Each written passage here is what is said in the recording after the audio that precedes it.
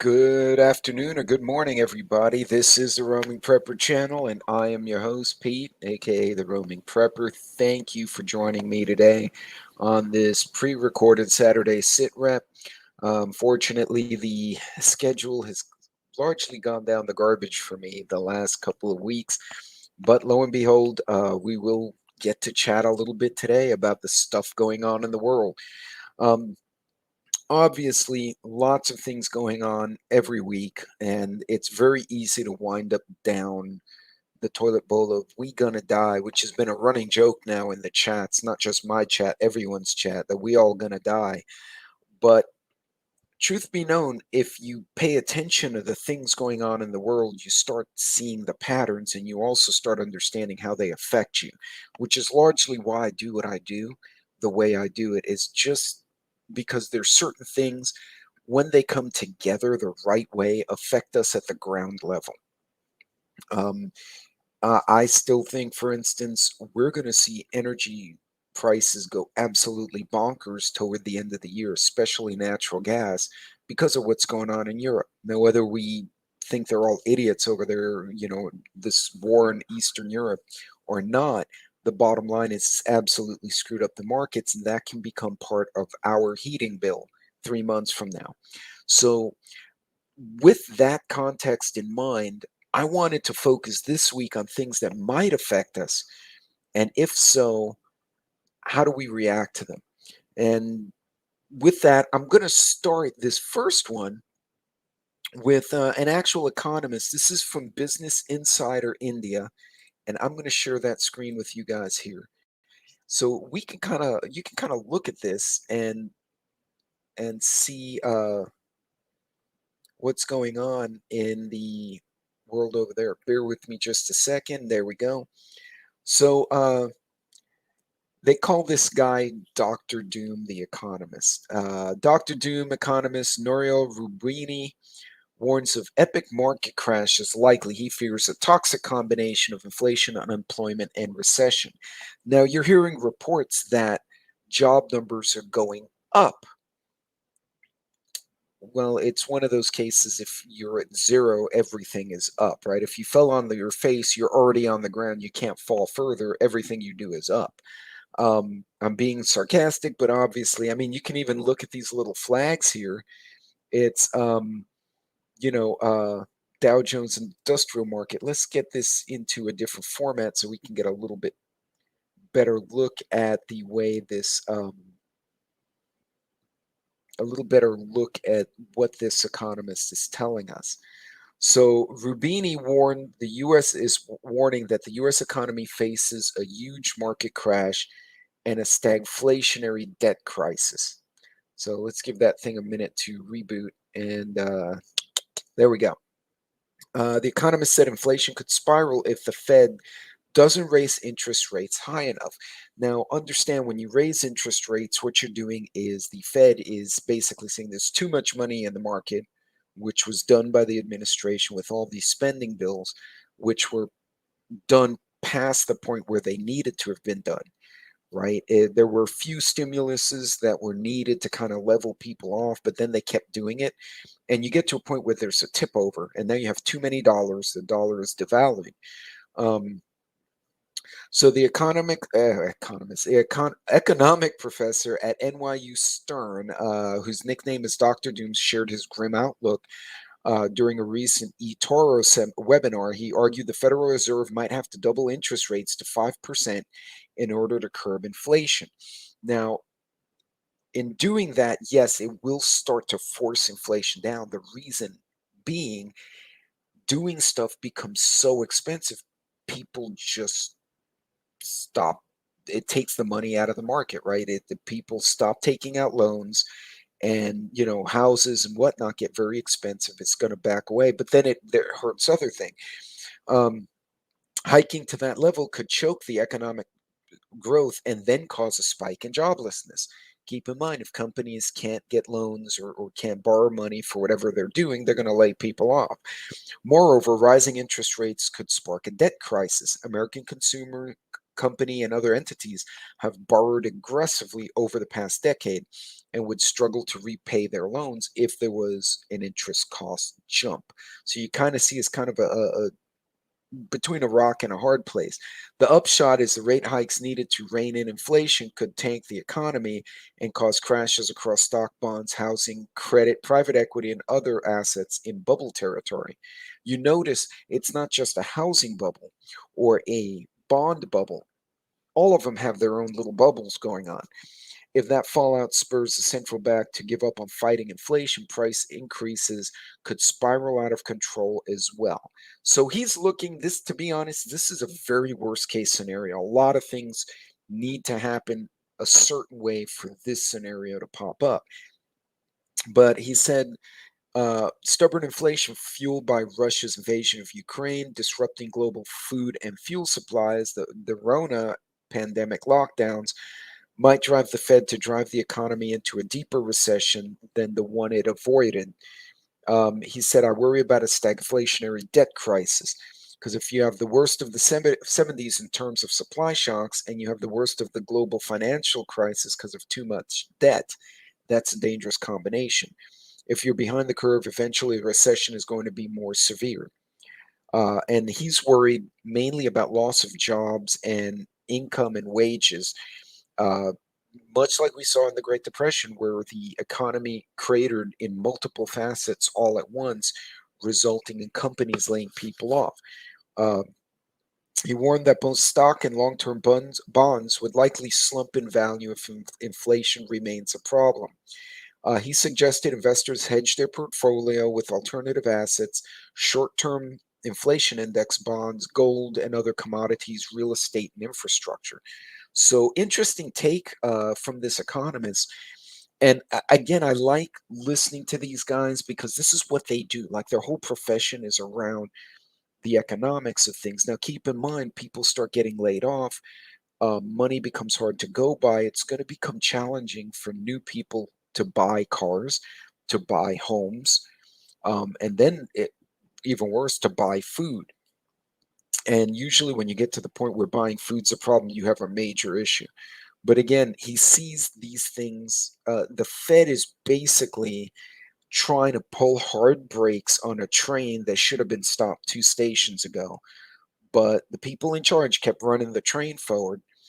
Now the train's getting to where it's getting out of control, and the only way to rein it in is to literally try to do a controlled crash of the economy. How does that affect us? Well, it's very simple, right? Supply chain and purchasing power. Now, I talk about the five forces of business, which is Professor Michael Porter's approach to business economics, one of which is the power of buyers, which would be all of us, right? Now, if I'm Walmart, I have a lot of buying power, right? I can go to whatever company and say, I'll stock your stuff. You're going to give me a 20% discount. And I can leverage my ability to buy large quantities. As an individual, not so much. This is where buying stuff on sale or buying in bulk with other people and then canning, storing, Mylar bag, whatever you're doing comes in really handy. If you go and buy batteries, if you have the money, again, it's every situation's different. Buy the big pack, right? Duracell batteries have a 10 to 15-year shelf life, easy. Buy the big pack and then put them away like in the battery daddy or goodie. I have another video on the battery daddy thing, battery tote. I forgot what it's called now. But you get what I'm saying. You buy them in bulk, it's cheaper per battery over the longer term. Now, if you're not economically in a place where you can buy stuff like that, two approaches is one, buy smaller quantities and understand you're going to have a larger or a larger price per unit, or get other people involved, right? You get a group of people, two, three, four, whether it's family, your mag, a couple of friends, and you're like, hey, we're going to go buy shotgun shells, or we're going to go buy a pallet of water bottles, right? That's, 1,000 water bottles, but if it's divided between four people, five people, now you're looking at 150, a couple of hundred. That's three, four, five cases. You see where it suddenly becomes much more manageable, but you guys saved on the per bottle costs as a group. So these are things, little techniques you can use. As far as the financial aspect, personally, try not to use your credit cards. You should use them a little bit just to keep them active so the algorithms for credit function. But don't get in serious debt if you can't pay it in cash or you can't space it out in some kind of payment plan. Throwing it on your credit card should be like the last option if you can avoid it. Also, when if you have medical insurance, buy the meds in bulk at 90 days. It'll save you some money that way. Um, Little tricks you can do: reduce your credit card or your debt as much as you can. I mean, other than a mortgage and maybe a car payment, try to get rid of the credit cards because mortgages, even now, mortgages are under 10% for the average, typically around 8.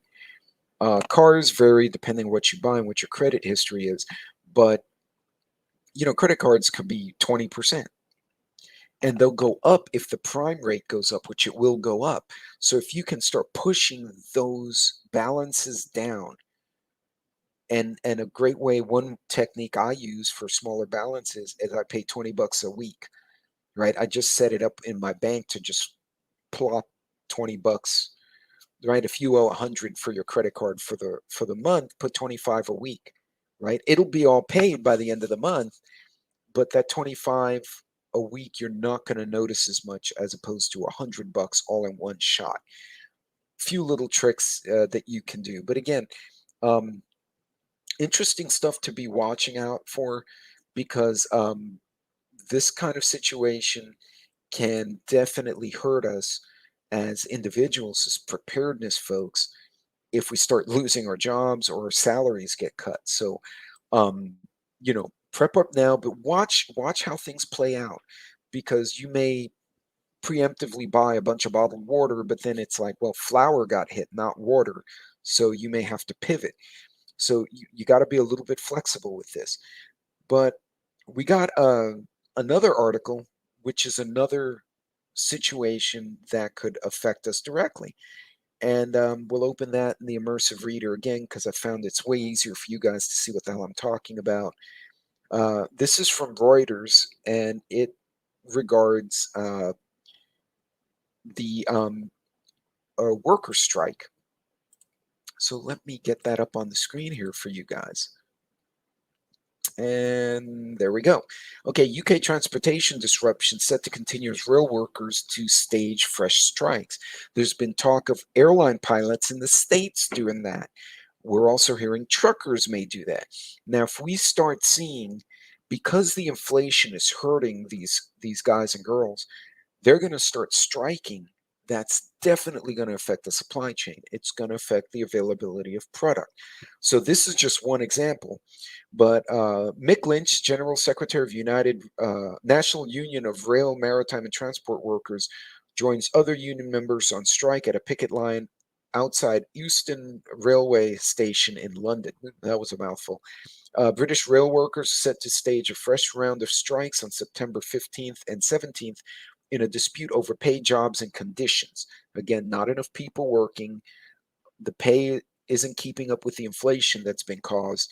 And there are a variety of other issues going on. And remember, they have to buy groceries too. So they're feeling the same stuff we are. National Union of Rail, Maritime, and Transport Workers said over 40,000 of its members and 14 train operating companies will walk out across the country, effectively shutting down the railway network. Doing that would freeze up a country. We have trucks, yeah, we have planes, we have boats, but domestically speaking, the bulk of mass quantities of stuff gets transported from the docks by trains to wherever it's going and then deposited on trucks to be spread about. That would absolutely harm the UK, and we're also hearing there's strikes going on in Europe as well. So this is just one example of it. The union said in separate disputes, Hull Trains and Arriva Rail Station will strike for one day on September 15th. Now, these are very specific periods of time, right? They're striking from the 15th to the 17th. What they're doing is they're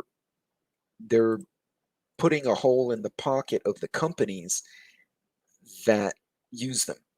They're like, we need to get attention. You're not paying attention to us. So we're going to hurt the companies. Somebody's going to lose $1 million, and they're going to go and beat up on the politicians for not doing their job.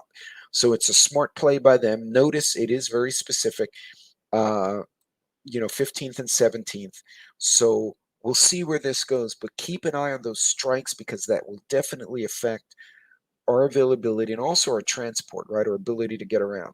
Even if the railways strike for a couple of days and they have to move stuff on the trucks are seeing increased diesel. Now you're going to see more vehicle traffic on the roads. That's going to clog the roads more than normal. So you see, everything will flow a certain way. It'll go the path of least resistance. So if the railways shut down or the truck shut down, it'll move to the railways and so on. So again, paying attention to this kind of stuff. This is international, but this will affect our friends in the UK and Europe. So those of you from Europe, by all means, pay attention to this. That can affect you. If you got to get stuff ordered or you have to make it from A to B, do it sooner than later so you don't get caught in this window during the strike. So again, a lot of disruptive stuff going on in the market. And again, I like listening to the economists because the economists, they have to get it right because that's what they're paid for. They'll get fired, and so that I think is always a good thing to be aware of, to keep track of. Now, I'm going to switch gears on you guys. We're talking about business, supply chain, availability, strikes. These are all important things. But now we have government funded hackers screwing with com- other countries' companies, excuse me, and they're causing a real pain in the ass. So let me share that with you as well. And this is not new to any of us, right? We've been paying attention to this kind of stuff. So let me see. Okay, oops, that's a little bit small. Let me do it this way. Chinese hackers, and this is from the IB Times, the ibtimes.com. Chinese hackers use sandbox framework to target multiple governments and businesses in the South China Sea. Chinese hackers have reportedly targeted governments in Australia, Malaysia, and Europe, as well as businesses that operate in the South China Sea. Cybersecurity researchers said Tuesday. China-based hacker group APT40 and several others is behind the attack. Cybersecurity firm Proofpoint said in a blog post that it, along with PwC Threat Intelligence, jointly identified the campaign, active from April to June. The group has targeted governments and organizations specifically seeking information related to the disputed South China Sea. So, what they're doing, they're trying to get information to disrupt other people's trades. This is not a surprise. When the economies are struggling, countries will start getting very protective of their turf. And what they're going to start doing, as you've seen now, is they're going to start screwing with each other's ability to trade to get their companies, their people, the chance to trade instead. China claims large parts of the South China Sea under what it calls a nine-dash line, but there are overlapping claims by other littoral states. China has occupied some of the disputed islands and militarized them. Uh, Scambox framework is designed for reconnaissance missions and uses plugins to collect various pieces of information on visitors to targeted websites, and also has a bit of a key logging functionality. So it's interesting. Uh, it said Proofpoint said the attacks start with phishing emails from Gmail and Outlook, posing as an employee of a fictional media company called Australian Morning News, with a variety of subjects including sick leaves, user research, and request cooperation. So, common sense, delete. If you don't know the email, delete it. And if you know the email but it looks weird, don't click it, don't answer it, call the person or email them separately and say, hey, your email's doing weird shit. Is that you or is that a hack? Try to get a hold of them another way. Chinese hacker groups have been active in the recent past. In December, Microsoft reported that it disrupted a China-based hacking group uh, that targeted organizations in the US and 28 other countries. So, again, as if we don't have enough stuff to worry about, these nations are screwing with each other's companies, trying to cause the other guy to crater. And, that can cascade into a bigger mess. So again, the first three stories on this video all related to economics, how it can affect us. So again, you can't help it if you get hacked. You can be proactive, right? Have antivirus. Don't click on strange emails. Don't download dumb things, stuff like that. Have good passwords. Change them if you have worries. But also keep hard copies of bank accounts if you can. Bank accounts, at least the account numbers. Um, Having a bit of a paper trail is easier to go to a bank and say, hey, look, I have these hard copies. This is my account. This is what was in it on this date. Than trying to just go from scratch with nothing in your hands. I'd also recommend, since they like hacking computers, have hard copies or photocopies of your IDs, important papers, insurance papers, etc. I have a video about the bug out book. I probably have to update a video because I've now consolidated the bug out books into one big binder that zips up and has a shoulder strap so you can take it with you. And but yeah, do stuff like that. You can't really individually, we can't defeat a hacker, or hacking group, but you can at least have those hard copies to give yourself a little bit of peace of mind there. So something important to think about as you go through your routines. So speaking of disruptive, and this is a little bit of aerospace science or astrophysics, if you will. Let's pop this one open and see what we got here. Hang on just a second. So a solar storm from giant hole in Earth's atmosphere. Sun's atmosphere headed straight toward Earth. Earth is expected to get hit by a moderate strength geomagnetic storm on September 4th. That would be, well, from the time of this recording, it would be this coming Sunday. On Thursday, the NOAA Space Weather Prediction Center warned a G2 geomagnetic storm was likely to occur this Sunday.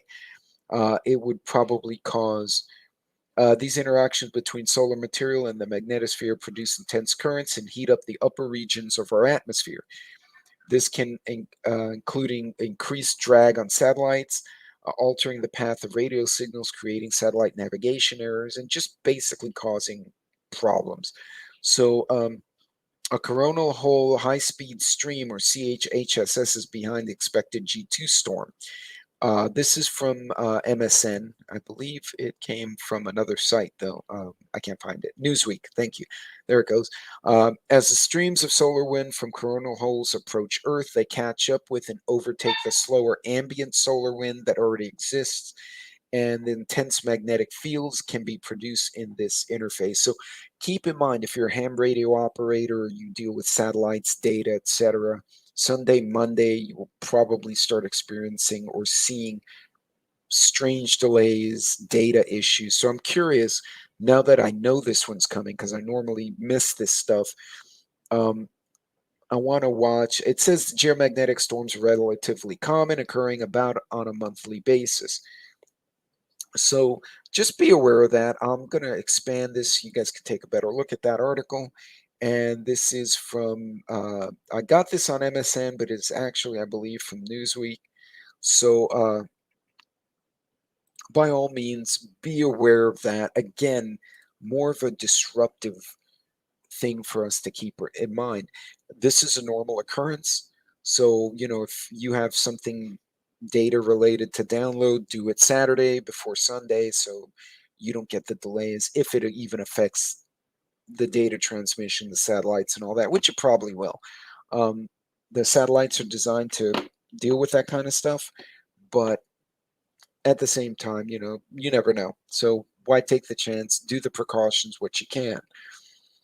So a lot of disruptive and economic stories this morning. I do want to pivot though, because politics is getting very weird lately. So I've mentioned that there were journalists that were being arrested everywhere. So it's been reported now there are over 300 journalists across the world who have been arrested by respective governments for actually questioning the governments, not just here in the States, all over the place. That's always a sign that governments are getting antsy and they want to squish opposition. And that's concerning because we're talking civil liberties here, right? And then I saw this, which which speaks volumes of how upset people are getting with the environment, with the political situations. And again, to that unrest, that instability factor we're seeing. So this is a story out of Argentina from UPI.com. And this one was a really brazen incident. Let me see if I can get that up on the screen here. So, man arrested after failed assassination attempt on the Argentinian vice president.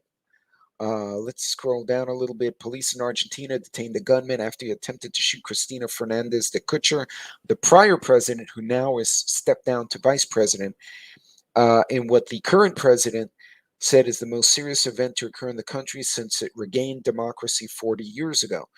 Fernandez said the suspect had attempted to assassinate Cristina Fernandez de Kirchner outside of Buenos Aires, but failed as the gun did not fire. The weapon either misfired or the person did not lock and load and chamber around. Whatever happened, he pulled the trigger, the weapon didn't go. I've seen a video of this, and the guy was literally 3 feet from her. Like the muzzle of the pistol was 2 feet away from her face, and it went click. And as her security guys grabbed him, the thing went click, click, and they had him on the ground. Um, a video of the incident is on Twitter and a few other internet platforms. Um, the man is seen swarmed by security and seemingly bystanders as the vice president walks away unharmed. The suspected gunman is a 35-year-old Brazilian. So here's the geopolitics of this stuff.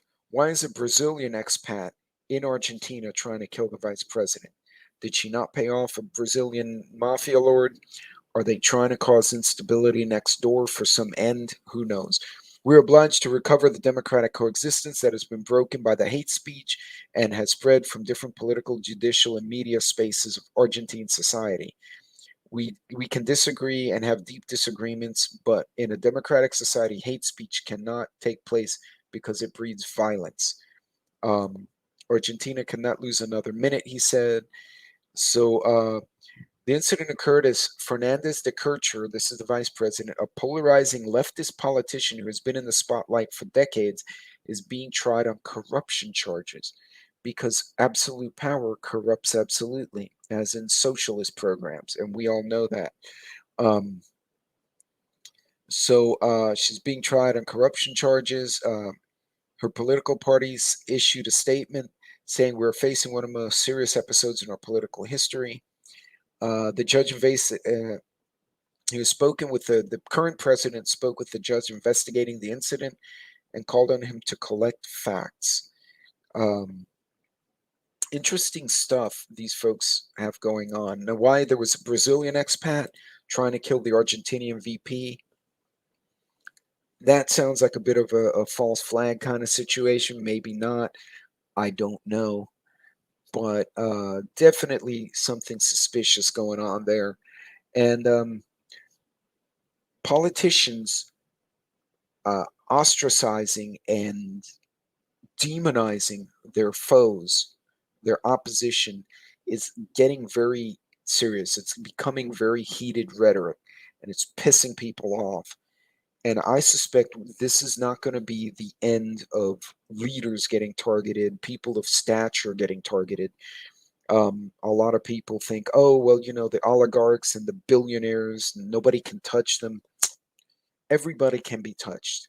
Uh, Caesars were assassinated, presidents are assassinated. This kind of instability, when leaders seem to not do what they're supposed to be doing and they're not transparent or they spew hatred, regardless of who you want to vote for, it can get very dangerous. And I think this is what you're going to start seeing. They ran the president of Sri Lanka out. They just tried to kill this Argentinian VP. We've had Boris Johnson resigned. He stepped down because they're still trying to be civilized in the UK, and we've seen several other leaders step down. So we're not at the end of this fun. Um, and then you look at this stuff, and this is again a little concerning on the part of on the part, sorry, I had a bit of an issue here, on the part of uh, our president, our current administration. I'm having a technical difficulty here, guys. Bear with me just a second. Let's try that again. Ta-da. Okay, so Newsweek is known to not like the president, so I'm going to disclose with that. They don't. They're different political spectrums, but this is an interesting take. The Biden regime is collapsing the private-public distinction. On Thursday, Missouri Attorney General Eric Schmidt, who is now the Show Me State's candidate for U.S. Senate, unveiled some interesting documents his office, along with the Office of the Attorney General in Louisiana, have received since the two states filed a path-breaking lawsuit in May. The lawsuit alleges various high-ranking Biden officials have been colluding, if not forcing, big tech oligarchs to remove. The straightforward aim of this collusion is to suppress the suppression of the dissident wrongthink, is the way he said it. So it goes on to state that, according to Schmidt, the Biden Department of Justice has, since Missouri and Louisiana's lawsuit was filed, identified 45 officials who have interacted with social media companies on misinformation, including Facebook, Google, YouTube, and a few others. Overall, it said the emails obtained show evidence of a vast censorship enterprise. Their findings thus far in all this still pending litigation revealed to all, as if we needed more evidence, but a week after Mark Zuckerberg's podcast confession, that Facebook and Twitter technically are no longer private. They're being told what they can and can't put on by the government.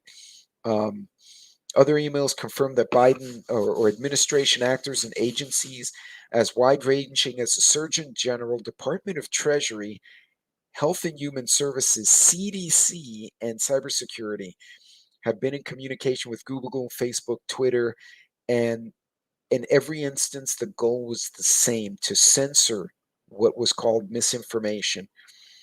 And it also said, they also cite, as Saul Alinsky said, who is a communist organizer back in the 60s, he who controls the language controls the masses. Zuckerberg himself confided on August 25th to Joe Rogan on air that uh, he was warned by federal groups prior to the war or the run-up to the 2020 election about the threat of Russian disinformation and effectively commandeering Facebook to algorithmically penalize and generally conceal the New York Post's bombshell report on the president's son's laptop. Uh, they said it was big tech then is responsible and is demonstrably also reprehensible for the continuing suppression and subjugation of all those misinformation peddling wrong thinkers who refuse to bend the knee to the regime. Now, where you stand politically, largely irrelevant, but this kind of stuff is concerning because when the governments put their hands that deeply and that publicly into news, media, you're basically crushing the First Amendment, but you're doing it secretly so nobody could call it out. Now that it's being called out, this stuff's starting to go public. I'm curious to see where it's going to go. Keep in mind, this kind of stuff, we as preppers, as YouTubers, and folks on Rumble, etc., and at whatever platforms you're on, we rely on collaboration to learn things so we can take actions in an informed way. And to have that kind of censorship is concerning. Granted, there's a line where if you're spewing, oh, let's go and kill people of a race or a color or their religion and go burn down buildings, there's obviously a limit to the freedom of speech. That's been well established. But to basically shut down the way things are being said and to shut down dissenting voices who are not calling for violence just because it's inconvenient, that's a concerning step in the wrong direction, in my opinion. Again, you can take it for what it is. Uh, I'm not a fan of politicians in general, but these kind of steps are concerning. We'll see where it goes. But again, keep an open mind. Question where I'm going with this last couple of articles. Politicians are being sought out, targeted, pointed out for not doing the job they're supposed to do on behalf of the people. So, one, expect some more instability as we get closer to US election season, and I believe the EU has some elections going on this fall as well. But also keep in mind, question everything you see with the assumption that it's got an algorithm that may be pushing it or spinning it a certain way. Try to find, if you're not sure about data, try to find a conflicting article and then make a rational judgment as to what you think is or isn't the case. So, guys, this video went a little longer than I was planning, but I thought these were really interesting topics. They're very disruptive things going on, and I want to at least point them out so you guys can take the appropriate action. Until next time, though, God bless, Godspeed, and I will catch you on my next live. Don't forget to catch my future lives. I got some lined up with Off the Wall, Texas Red Leg, and Triple Threat, and then a separate one with Prepper Now, where we're going to dive into the history of the dystopian books. And then I got another one with Mad Shad and Vision. We're going to talk about urban self defense. Basically, something goes down and you got to walk home through a city. Now what? We're going to go through all those in the coming weeks. I'm looking forward to having you all there. Don't forget, like and subscribe, comment if you have a question. I typically will premiere these, but sometimes I don't make my own premieres, as I've mentioned before, because work calls me. But by all means, put those questions out there. And until next time, God bless, Godspeed, and I will see you later.